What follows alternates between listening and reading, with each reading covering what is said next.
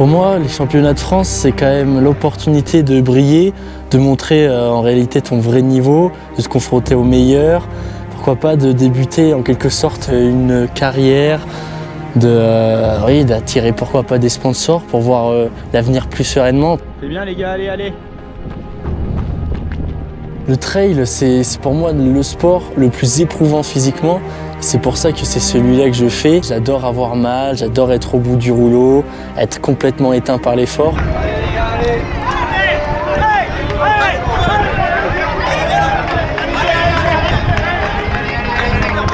Quand je regarde les ultra trail, je les regarde avec les étoiles plein les yeux. J'ai envie de faire partie de ces hommes et de ces femmes qui arrivent à relier l'arrivée d'un ultra.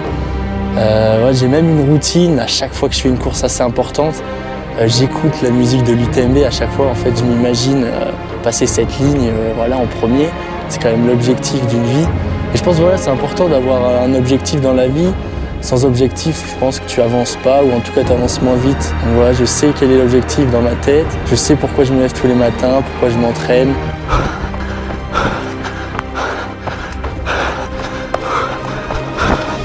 Je sais que c'est ambitieux, mais je pense pas qu'il faut se mettre de limites. Moi, par exemple, ma limite, c'est d'être dans les meilleurs mondiaux. Et forcément, c'est un peu l'objectif d'une vie, parce que ça n'arrivera pas en quelques années. Et j'espère que tout se passera bien pour ces championnats de France, que le top 10 et le titre en espoir que je me suis fixé, j'arriverai à les atteindre.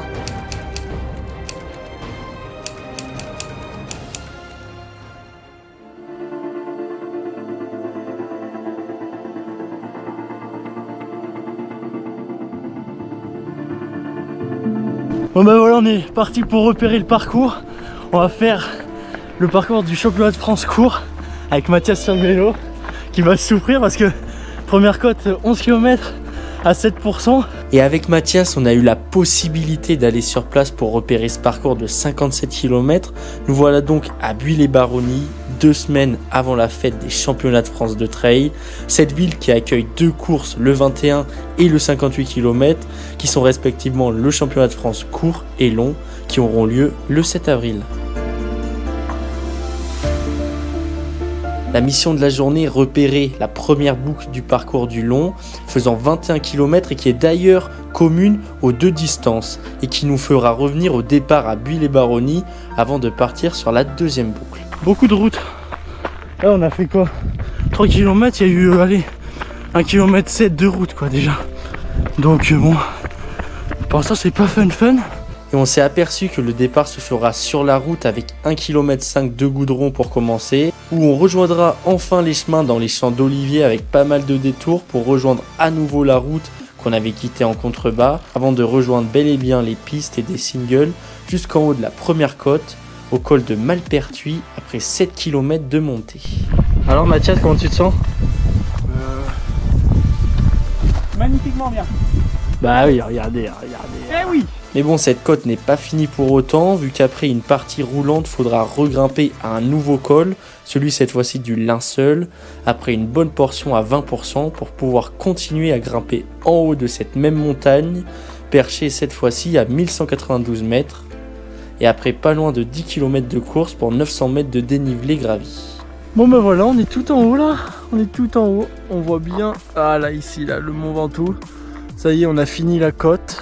Maintenant, pour finir cette première boucle, plus qu'à descendre sur les 10 derniers kilomètres restants, avec une descente assez technique dans des singles pour rejoindre les gorges du Brieux, avant de relancer quelques kilomètres pour rejoindre Buis-les-Baronnies et finir donc cette première boucle du parcours.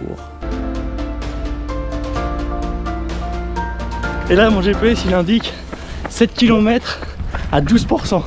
Tu le vis comment là? Ouais. Je crois que j'ai passé plus de temps à côté du vélo que sur le vélo. Donc là on est sur la 2e partie du championnat de France long, ça fait 40 km. Et on y est là, allez. Et une fois revenu sur Buis-les-Baronnies, lieu du seul ravito avec assistance du parcours, on repart dans la nature avec une boucle de 37 km, avec tout de suite une longue et éprouvante montée de 7 km dans des monotraces bien usants.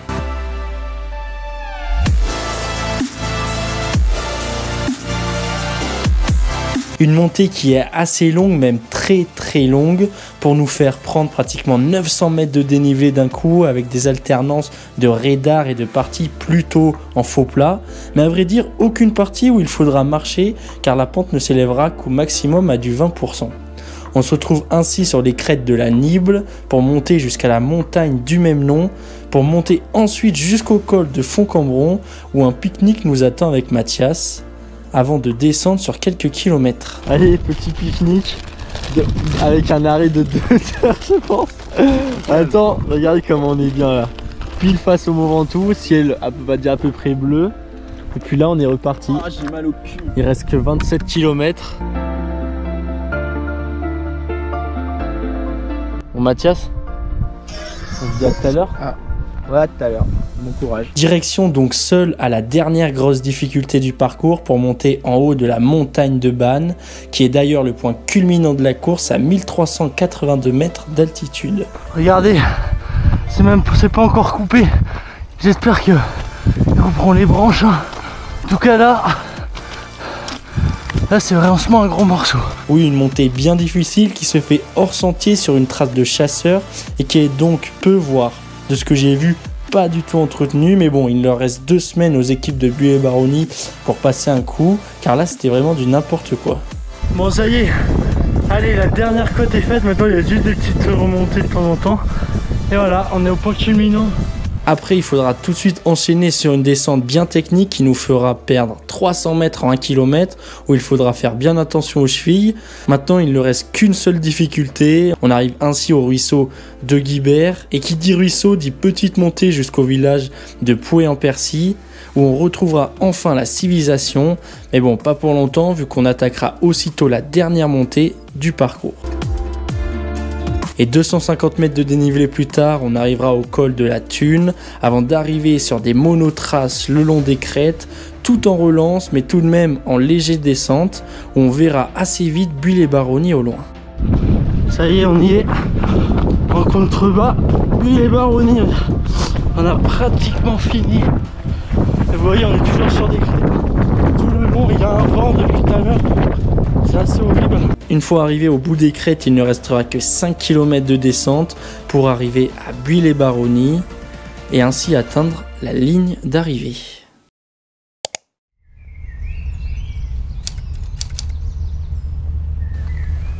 Et ça y est, on y est enfin à ce fameux championnat de France. Cette fête qui n'a lieu qu'une fois par an depuis 2013. Et quoi de mieux pour apprécier cette fête que d'être accompagné à Buet-les-Baronnies par toute une équipe et surtout par ses amis et entouré de sa copine.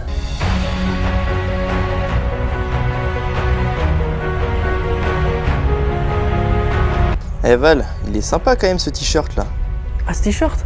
Non mais regardez les gars, ce t-shirt, logo Valtosport, le prénom, la fonction de la personne et puis surtout le dos. Aïe aïe aïe, Ouais. c'est incroyable, c'est Ça y est, incroyable. Là vraiment, pour l'occasion, bientôt ça va une être marque peut-être, on sait pas. Une joie qu'on a pu partager 2 jours durant avant la course qui avait lieu le dimanche. Une joie partagée par tous, surtout après avoir découvert le magnifique lieu de résidence choisi par le coach comme d'habitude à Malaucène, ville connue pour étant le point de départ du mythique Mont Ventoux et ses 1500 mètres d'ascension.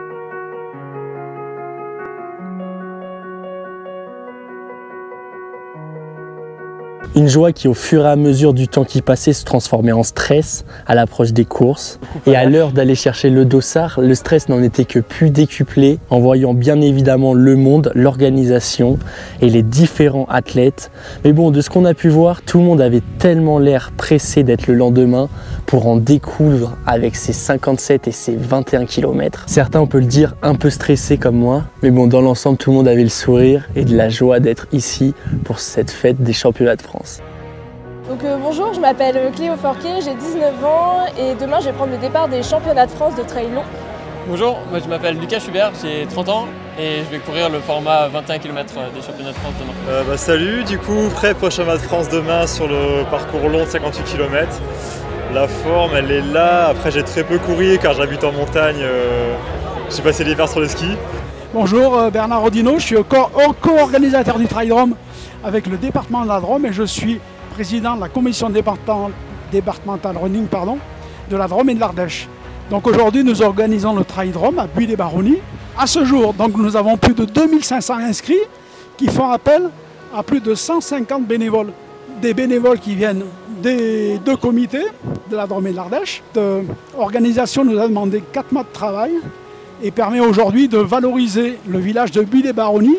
On croise les doigts pour demain et on espère que tout le monde sera content d'avoir pu fouler ce territoire de Drôme provençale. Et bon, à travers tous ces sourires, il y avait quand même des âmes de compétiteurs et surtout un qui a retenu mon attention, qui, comme moi, visait le titre en espoir. Ouais, bah moi c'est Josué, du coup ça fait 4 ans un peu que je cours un peu sérieusement. Ouais, j'ai des sponsors comme tu l'as dit. Je suis chez NAC en tant qu'ambassadeur NAC, CB et Sport Shoes. Je fais partie du club des Esclopes et du coup ouais, demain l'idée c'est de tout donner sur le championnat de France de trail long et d'aller shipper cette première place à Valentin si j'en suis capable. Enfin bref, que des gens adorables autour de moi me donnent encore plus envie d'être le lendemain où je pense tous ces sourires se transformeront le temps de la course en une âme de compétiteur prêt à se faire mal pour aller chercher un bon résultat. Bonjour à toutes et à tous, bienvenue sur Buis-les-Baronnies pour ce championnat de France, le 11e championnat de France de trail running. On est sur la place du village avec Nico. C'est l'heure du départ, on part dans 45 minutes. Je vais aller faire l'échauffement, il fait une nuit noire. J'espère que ça va se lever parce que j'ai pas de lumière. Pas de lumière, pas de musique. J'ai rien du tout. Et là je vois même pas de jour, je vois que le flash, c'est génial dès le matin. Mais bon, assez parlé, maintenant place à la course. J'arrive à me placer quasiment sur la première ligne, pendant que le reste de l'équipe, eux, sont vers la 5e et 6e ligne. Mais maintenant, plus qu'à attendre les ordres du starter.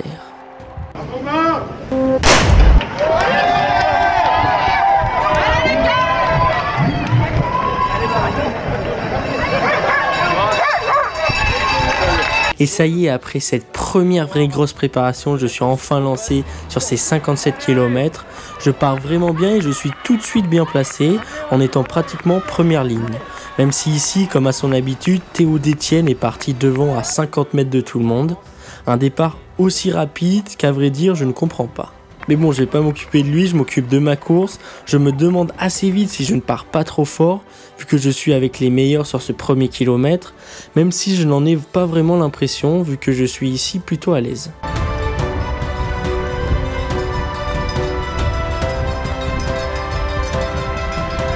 On commence assez vite à monter sur la route comme je vous l'avais expliqué et je reste toujours dans les premiers rangs et au moment où on quitte la route pour aller sur les chemins, je décide de ne plus suivre la tête de course et de laisser partir.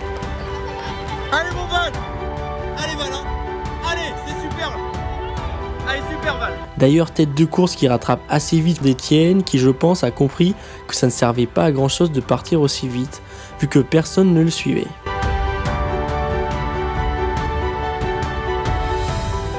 Et je passe ainsi ce premier coup de cul à la 17e position, environ au 3e kilomètre.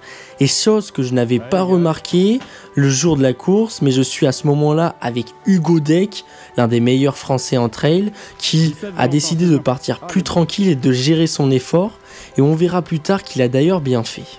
Bref, un départ à contre-coup sûrement trop rapide pour moi, même si encore une fois, je n'en avais pas l'impression sur le moment.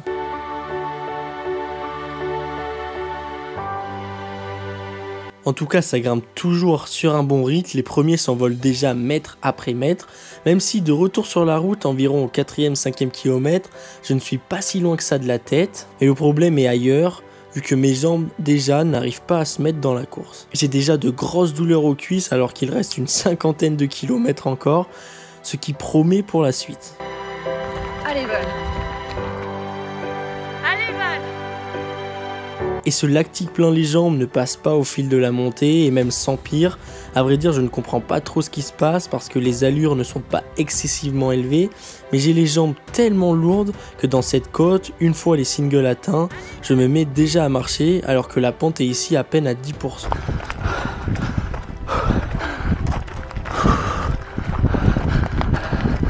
Et à partir de ce moment, la descente aux enfers commence, je n'arrive à rien. Je me fais doubler encore et encore sans pouvoir y faire grand chose. J'ai qu'une envie, c'est que la côte se termine pour pouvoir passer à autre chose. Et au bout de 7 km, on arrive en haut de la première partie de la première montée au col de Malpertuis, après presque 600 mètres de dénivelé positif. Oh merde! Pourquoi je suis comme ça? Les premiers arrivent en haut au bout de seulement 30 minutes, dans un pack de 10 coureurs environ, où aucune distance n'a encore été faite entre eux. Quant à moi, j'arrive 4 minutes plus tard, déjà à la 21e place.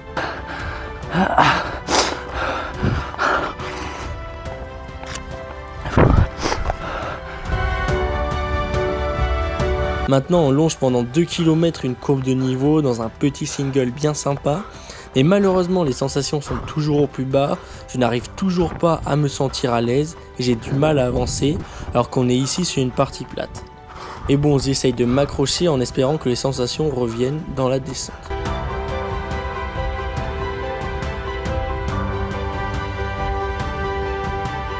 Et des écarts commencent à se faire avec Théo Détienne qui reste toujours en tête malgré son gros départ, suivi par un groupe composé de Benjamin Roubiol, nul d'autre que le champion du monde, Hugo Deck, Thomas Cardin et Arnaud Bonin.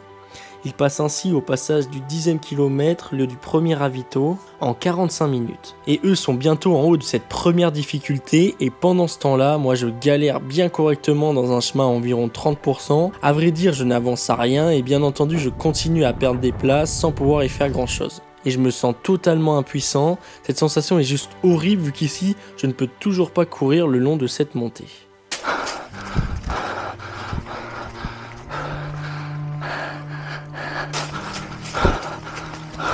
Mais bon, je me dis que j'arriverai sûrement à me refaire dans la descente et que les sensations vont bien revenir. Alors je m'accroche pour pouvoir quand même être bien placé à la bascule. On est enfin pas loin de cette première montée. En tout cas, les premiers atteignent le sommet du Linceul après 54 minutes d'effort et entament la descente vers Buis-les-Baronnies. Pendant ce temps, je continue ma randonnée, vu que dès que ça monte un peu, je me mets à marcher. Et à ce moment-là, je me fais doubler en haut de la montée par 2 espoirs que je ne peux absolument pas suivre, me reléguant ainsi 3e espoir. Et je dirais 35e de la course. Donc pour l'instant, on est bien loin de l'objectif du top 10 et du premier espoir.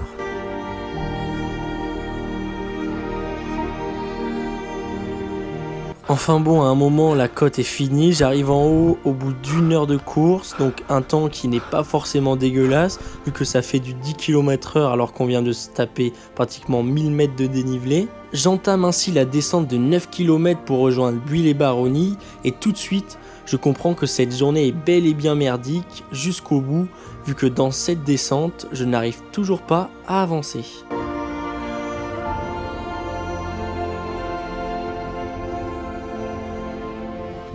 Je me sens épuisé physiquement et même mentalement vu que je sais en plus exactement ce qui m'attend derrière. Déjà je vois dans un premier temps la première féminine qui me double, Blandine Lirondelle, puis ensuite Josué, ce qui me fait passer 4e espoir.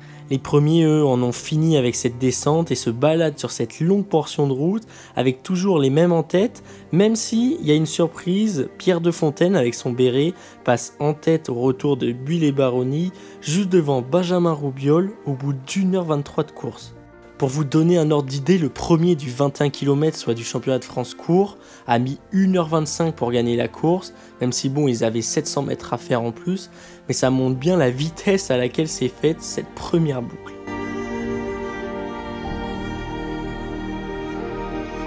Quant à moi, je finis la descente et je suis toujours au plus mal. Maintenant, c'est du faux plat descendant, donc la possibilité d'envoyer, sauf que je n'y arrive toujours pas. Je regarde ma montre m'indiquant du 12 km/h, autant dire que je n'avance à rien. Et au bout d'1 kilomètre à essayer d'avancer sur ce plat, je vois mon Joe qui s'était placé là pour me filmer avant d'arriver sur Buis. Et au moment où je le vois, je vois en quelque sorte ma délivrance et sans trop réfléchir, je prends une décision à laquelle je m'étais toujours promis de ne pas prendre, même si la course s'avérait compliquée, arrêter le massacre. Question en gros.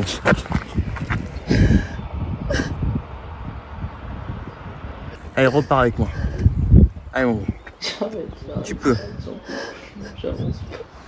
Tu peux mon gros. Bon, même si la course s'arrête pour moi, je vais quand même vous raconter la fin. Le ravito à buis a permis un regroupement de 5 athlètes, Pierre de Fontaine, Arnaud Bonin, Benjamin Roubiol, Thomas Cardin et Théo Détienne. À ce moment-là, ils entament la montée pour aller en haut de la montagne de la Nible. Et on voit tout de suite que les deux plus frais sont Thomas Cardin et Benjamin Roubiol, vu qu'ils font exploser le groupe de 5 et arrivent en haut de cette montagne, là où j'avais envoyé mon pauvre Mathias, en tête, suivi de Pierre de Fontaine et Arnaud Bonin qui ont l'air plus marqués. Hugo Deck passera lui en 5e position et revient progressivement tout en maîtrise et en gestion. On comprend donc que la course va se jouer entre ces deux-là. Ils restent ensemble jusqu'au ravito qui intervient au 35e kilomètre où Benjamin, lui, fait un ravito express mettant 1 minute à Thomas Cardin qui a sûrement besoin de souffler. Benjamin Roubiol, après son titre de champion du monde, réussira à rester en tête jusqu'à la fin et prendra cette fois-ci le titre de champion de France de trail long. Il aura mis seulement 4h44 pour effectuer les 57 km. Et alors que tout le monde voyait Thomas Cardin deuxième, Hugo Deck lui ne le voyait pas du même œil, vu qu'après une gestion de course parfaite à noter dans les écoles de trail, il prendra la 2e place en doublant Thomas Cardin. Et même si une grosse bataille s'est créée entre ces deux, au final il sera devant Thomas à une vingtaine de secondes, après 1 minute 30 du passage de Benjamin.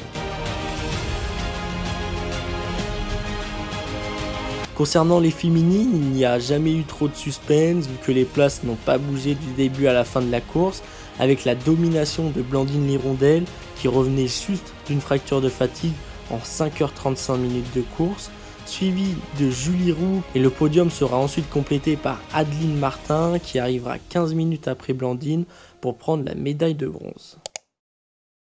Voilà, cette vidéo est terminée. C'était pas franchement comme ça que j'imaginais raconter cette course, mais maintenant ce qui est fait est fait.